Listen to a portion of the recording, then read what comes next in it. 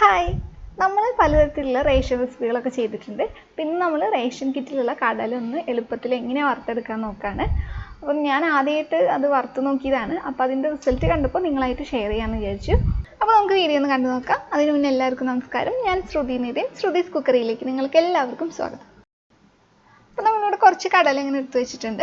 ഇത് ശരിക്കും റേഷൻ കിറ്റിൽ നിന്ന് കിട്ടിയിട്ടുള്ള കടല തന്നെയാണ്. അപ്പോൾ ഇവിടെ റേഷൻ കിറ്റിൽ കിട്ടാറ് ഇതുപോലത്തെ ചെറിയ കടല കേട്ടോ, വലിപ്പമുള്ളതൊന്നല്ല. അപ്പോൾ ഈ കടല വെച്ചിട്ടാണ് നമ്മളിന്ന് ഇത് വറുത്ത് നോക്കുന്നത്. അപ്പോൾ നമ്മൾ ഈ കടല നന്നായിട്ട് കഴുകി വെയിലത്ത് വെച്ചിട്ട് ഉണക്കി എടുത്തിട്ടുള്ളതാണ്. അപ്പോൾ അതിനായിട്ട് നമ്മളൊരു ഇരുമ്പിൻ്റെ ചട്ടിയായിട്ട് ഉപയോഗിക്കുന്നത്. അത് നന്നായിട്ട് ചൂടായതിന് ശേഷം അതിലോട്ട് കുറച്ച് ഉപ്പിട്ട് കൊടുക്കുന്നുണ്ട്. അപ്പോൾ നമ്മൾ ഈ ഉപ്പ് എന്ന് വെച്ച് കഴിഞ്ഞാൽ നമ്മൾ ബേക്കിങ്ങിനൊക്കെ ഉപയോഗിക്കുന്ന ഉപ്പാണ്. നിങ്ങൾ നമ്മുടെ പല വീഡിയോസും കണ്ടിട്ടുണ്ടെങ്കിൽ അതിൽ കണ്ടിട്ടുണ്ടാവും. നമ്മൾ ഉപ്പൊക്കെ ഇട്ടിട്ട് പല കേക്കുകളൊക്കെ ബേക്ക് ചെയ്തെടുത്തിട്ടുണ്ട്. അപ്പം അത് നമ്മൾ ഉപയോഗിക്കുന്ന ഉപ്പായിരുന്നു. അതുകൊണ്ടാണ് അതിൻ്റെ കളർ കണ്ടില്ലേ, നല്ല വെളുത്തിട്ടല്ല, ഈ ഒരു കളറായിട്ടുണ്ട്. നമ്മൾ സ്ഥിരമായിട്ട് ബേക്കിങ്ങിന് ഉപയോഗിക്കുന്ന ഉപ്പായതുകൊണ്ട് തന്നെ അത് നമ്മൾ ബേക്കിംഗ് കഴിഞ്ഞിട്ട് ചൂടാറിയതിന് ശേഷം ഒരു കുപ്പിയിൽ ഇട്ട് വയ്ക്കാട്ടോ ചെയ്യാറ്. പിന്നെ അടുത്ത ബേക്കിങ്ങിന് ഉപയോഗിക്കുന്നുണ്ടെങ്കിൽ ഇതന്നെ സെയിം എടുക്കാറാണ് ചെയ്യാറുള്ളത്. ഈ ഉപ്പ് നന്നായിട്ട് ചൂടായിട്ട് വരണം. അപ്പോൾ ഹൈ ഫ്ലെയിമിൽ തന്നെ വെക്കാൻ നോക്കണം. അപ്പോൾ ഹൈ ഫ്ലെയിമിൽ വെച്ചിട്ട് ഉപ്പ് നന്നായിട്ട് ചൂടായിട്ട് വരുമ്പോൾ നമുക്ക് അതിലോട്ട് കുറേശ്ശെയായിട്ട് കടല ഇട്ട് കൊടുക്കാം. അപ്പോൾ കടല ഇട്ട് കൊടുക്കുമ്പോൾ കുറേ ഇങ്ങോട്ട് ഇട്ട് കൊടുക്കരുത്, കുറച്ചീശെ കടലയായിട്ട് ഇട്ട് കൊടുത്തിട്ട് വേണ്ട വറുത്തെടുക്കാനായിട്ട്. അപ്പോൾ നമ്മൾ ഹൈ ഫ്ലെയിമിൽ തന്നെയാണ് വെച്ചിരിക്കുന്നതെന്ന് വെച്ചാൽ, അതായത് കുറച്ച് വെച്ചിട്ടൊന്നുമില്ല, ഫ്ലെയിം ഹൈയിൽ തന്നെ വെക്കുകയാണെങ്കിൽ ഒരു 30-35 സെക്കൻഡിൻ്റെ ഉള്ളിൽ തന്നെ കടല ഇങ്ങനെ പൊട്ടി വരുന്നത് നമുക്ക് കാണാൻ പറ്റും. അപ്പോൾ ഇതിൽ തന്നെ കണ്ടില്ലേ, എല്ലാ കടലയും ഇങ്ങനെ പൊട്ടി വന്നിട്ടില്ല. കുറച്ച് ചില കടലകൾ ഇങ്ങനെ, പ്രത്യേകിച്ച് ചെറിയ കടലകളൊന്നും ഇങ്ങനെ പൊട്ടാതെയായിട്ടൊക്കെ എടുക്കുന്നുണ്ടായിരുന്നത്. അത് ഈ റേഷൻ കടല നമുക്ക് ചെറുതാണ് കിട്ടിയിട്ടുണ്ടായിരുന്നത്, അതുകൊണ്ടാണ് തോന്നുന്നു ചെറിയ കടലകൾ അങ്ങനെ ശരിക്കും അങ്ങോട്ട് പൊട്ടി വരുന്നുണ്ടായിരുന്നില്ല. അതിൽ തന്നെ ചെറിയൊരു വലുപ്പമുള്ള കടലകൾ നിങ്ങൾക്ക് കാണുമ്പോൾ മനസ്സിലാവുന്നുണ്ടോ, അതൊക്കെ നന്നായിട്ട് പൊട്ടി വന്നിട്ടുണ്ട്. അപ്പോൾ പൊട്ടാത്ത കടലകളാണെങ്കിൽ കുറച്ചൊരു ബലമുള്ള പോലെയാണ്, അതായത് കടിക്കുമ്പോൾ നല്ലതായിട്ട് നമുക്കിങ്ങനെ ബലത്തിൽ നന്നായിട്ട് കടിക്കണം. അതുപോലെ ഇങ്ങനെ കല്ലച്ചിരിക്കുകയായിരുന്നു. പക്ഷേ പൊട്ടിയ കടലകളൊന്നും കുഴപ്പമുണ്ടായിരുന്നില്ല. പക്ഷെ കൂടുതലും പൊട്ടാത്ത കടലകളാട്ടോ നമ്മൾ ഈ റേഷൻ കടല വറുത്തെടുത്തപ്പോൾ അങ്ങനെയാണ് കിട്ടിയത്. ചെറുതായതുകൊണ്ടാണെന്ന് തോന്നുന്നു ചെറുത് അങ്ങനെ പൊട്ടി വരുന്നില്ല. അപ്പോൾ നമുക്ക് റേഷൻ കിറ്റിൽ നിന്ന് കിട്ടുന്നത് എപ്പോഴും ഇതുപോലത്തെ ചെറിയ കടലയായിട്ട് കിട്ടുന്നുണ്ടായിരുന്നത്. വലിപ്പമുള്ള കടല അങ്ങനെ കിട്ടിയിട്ടില്ല എന്നാണ് എൻ്റെ ഓർമ്മ.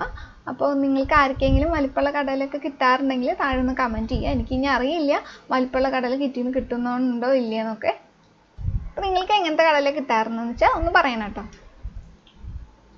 പിന്നെ നമ്മൾ കുറച്ച് വലിപ്പമുള്ള കടലയൊന്ന് വറുത്ത് നോക്കാണ്. സാധാരണ നമ്മൾ കടയിൽ നിന്നൊക്കെ വാങ്ങുന്ന കടലയാണിത്. ഇത് നമ്മൾ റേഷൻ കടയിൽ നിന്ന് കിറ്റിൽ നിന്ന് കിട്ടണ ആ ഒരു കടലയേക്കാളും കുറച്ച് വലിപ്പം ഉണ്ടായിരുന്നു. അത് ഇതുപോലെ തന്നെ നല്ല ചൂടായിട്ടുള്ള ഈ ഉപ്പിലോട്ട് ഇട്ട് കൊടുത്തപ്പോൾ ഹൈ ഫ്ലെയിമിൽ തന്നെ നമ്മൾ വെച്ചിട്ടുണ്ടായിരുന്നു.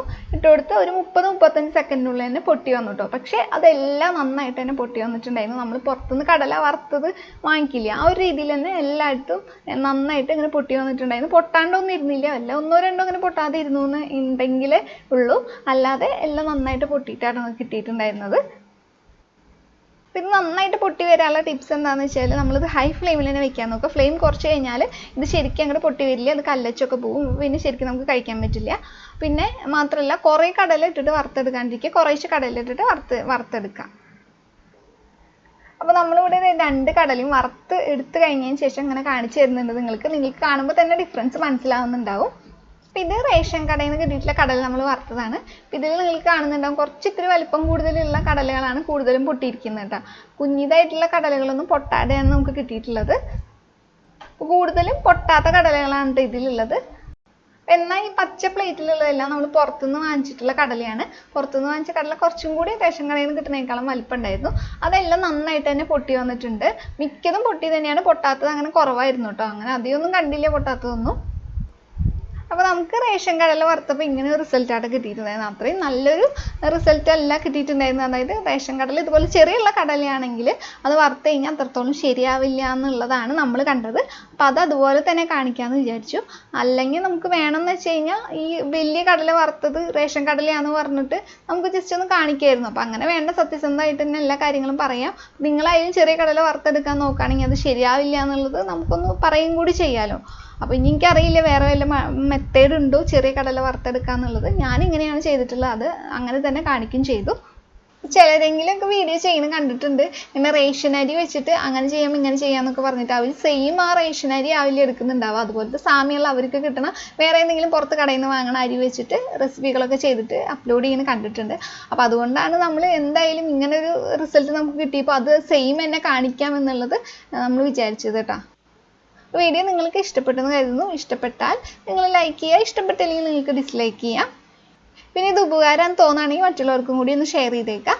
പിന്നെ അതുപോലെ തന്നെ നമ്മുടെ ചാനലിൽ ഇതുവരെ സബ്സ്ക്രൈബ് ചെയ്തിട്ടില്ലെങ്കിൽ ഒന്ന് സബ്സ്ക്രൈബ് ചെയ്യുക. നിങ്ങളുടെ അഭിപ്രായങ്ങളൊക്കെ താഴെ കമൻറ്റ് ചെയ്യുക. അപ്പോൾ നമ്മളും പല റെസിപ്പികളൊക്കെ ചെയ്തിട്ടുണ്ട്, റേഷൻ വിഭവങ്ങൾ തന്നെ.